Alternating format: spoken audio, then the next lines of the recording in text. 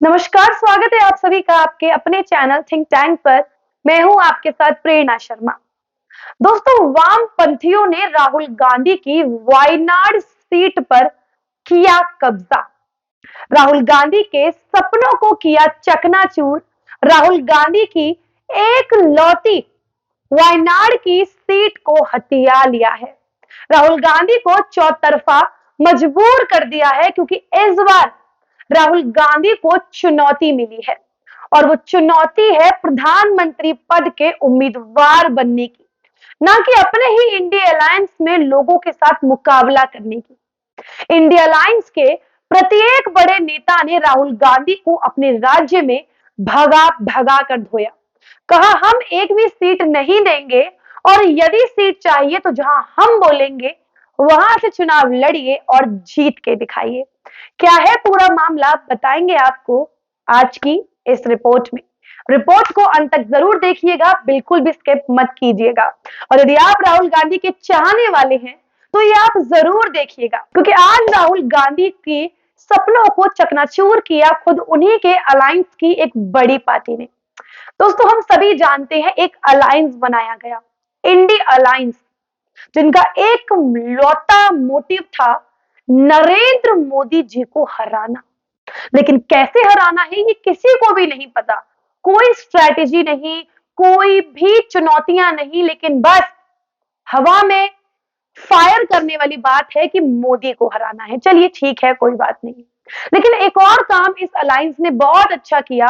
तमाम तरीके के नेताओं को मुफ्त की चाट पकौड़ियां खाने को मिली और मिनरल वाटर पीने को मिला। बस यही यहां पर हुआ। लोगों ने दावतें उड़ाई, अच्छा पानी पिया, दो चार बातें करी। कोई किसी से नाराज तो कोई किसी से नाराज, लेकिन एक काम जो नहीं किया वो था स्ट्रैटेजी बनाना और प्रधानमंत्री पद के उम्मीदवार के लिए अपने आप को मजबूती से खड़ा करना, सीटों का बंटवारा अच्छे से करना। कुछ भी नहीं किया। अच्छा, ये हम सभी जानते हैं कि एक दो ऐसी सीट, उनमें भी सबसे बड़ी अमेठी की सीट, दूसरी रायबरेली, जो गांधी परिवार की पुश्तैनी सीटें रही हैं। लेकिन स्मृति ईरानी ने क्या छक्के छुड़ाए थे राहुल गांधी के 2019 के चुनावों में, ये हम सभी जानते हैं। अपने बाप दादा की पुश्तैनी सीट अमेठी हार गए राहुल गांधी जी स्मृति ईरानी के अगेंस्ट। यानी कि नरेंद्र मोदी ने फिर से धो धो कर बेइज्जती करी राहुल गांधी की, बिकॉज कोई स्ट्रेटेजी नहीं इनके पास। अच्छा, 2019 में शायद कांग्रेस पार्टी को यह पता था कि भैया अमेठी से हम ना जीते, इसीलिए दो राज्यों में चांस लेना होगा। चांस लिया वायनाड से, केरल के वायनाड से। अब वायनाड से चुनाव लड़े, बाय गॉड ग्रेस एमपी बन गए, राहुल गांधी वहां के एमपी बन गए। लेकिन आज मंजर ये है कि उन्हीं के इंडिया अलायंस की जो एक वामपंथी संगठन है, एलडीएफ पार्टी की मैं बात कर रही हूं, उसने राहुल गांधी को वायनाड से चुनाव लड़ने के लिए मना कर दिया है। जिसमें कि केरल के मुख्यमंत्री है पेरियर विजयम और डी राजा, ये बड़े बड़े नेता हैं, खुद केरल के सीएम हैं। उन्होंने साफ मना कर दिया है कि आप वायनाड से चुनाव नहीं लड़ेंगे, क्योंकि आप वायनाड से चुनाव लड़ेंगे तो इसका मतलब आप अपने ही अलायंस के साथ लड़ रहे हैं। आप मोदी के साथ कहां लड़ रहे हैं? आप किस तरीके से नरेंद्र मोदी के कॉम्पिटिटर बने हैं, उनके साथ आप कहां कंप्लीट कर रहे हैं जब आप अपने ही अलायंस के साथ लड़ेंगे।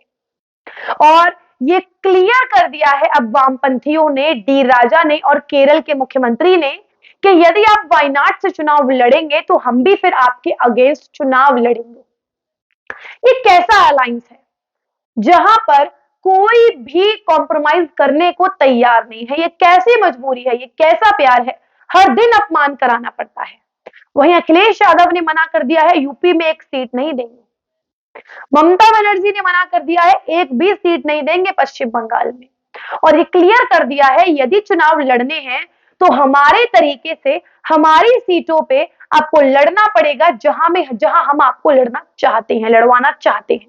अदरवाइज रास्ता नाप लीजिए, क्योंकि यही कांग्रेस पार्टी ने मध्य प्रदेश में किया समाजवादी पार्टी के साथ। रात के 2 बजे तक बिठा के रखा और 2 बजे निरा अपमान करके समाजवादी पार्टी के कार्यकर्ताओं को वापस भेज दिया। तो अब नो एंट्री का बोर्ड अब समाजवादी पार्टी ने उत्तर प्रदेश पे लगा दिया है कि भैया नो एंट्री। अच्छा, आज तक ऐसा नहीं हुआ कि समाजवादी पार्टी अगेंस्ट लड़ी हो गांधी परिवार के, और आज भी साफ मना कर दिया है कि कोई सीट अपनी सीटों में से हम आपको नहीं देने वाले हैं। तो ये मंजर है इस इंडी अलायंस का। इसी के साथ साथ कई बड़े बड़े अखबारों ने भी इस खबर को छापा है कि किस तरीके से इस अलायंस में सीटों को लेकर अब इतनी भसड़ मची हुई है, इतना ज्यादा हो हल्ला हो रहा है। तो अब सभी केरल के नेताओं ने और वाम शासित राज्यों में चुनाव लड़ने के लिए मना कर दिया है। सभी का कहना है कि राहुल गांधी को वहां से चुनाव नहीं लड़ना चाहिए, जो भी वाम शासित प्रदेश हैं, जहां पर लेफ्ट की पार्टियां हैं, लेफ्ट के सपोर्टर्स हैं, क्योंकि वहां पर ऑलरेडी बीजेपी का कोई नेतृत्व तो है, लेकिन बीजेपी का उतना अस्तित्व नहीं है।